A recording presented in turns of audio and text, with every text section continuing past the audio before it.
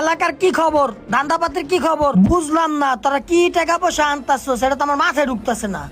ভালো ভালো সেটেলমেন্টে যা, অ্যাপার্টমেন্টে যা, যাই আমার নাম বললে তো টাকা দিয়ে দেয়। ভাই এলাকার মানুষ কিন্তু খুব চালাক হয়ে গেছে, আগের মতো কিন্তু চান্দা বান্দা দেয় না। যা করার আপনারই করতে হবে। ও এই কথা আগে কবি না, জেনে যাবি যাই আমার ফোন ধরা দিবি, আমি ফোন দিলেই তো হয়ে যায়। ভাই ওরে দিয়ে মনে হইব না, চাইতে হবে আপনার আর আমার।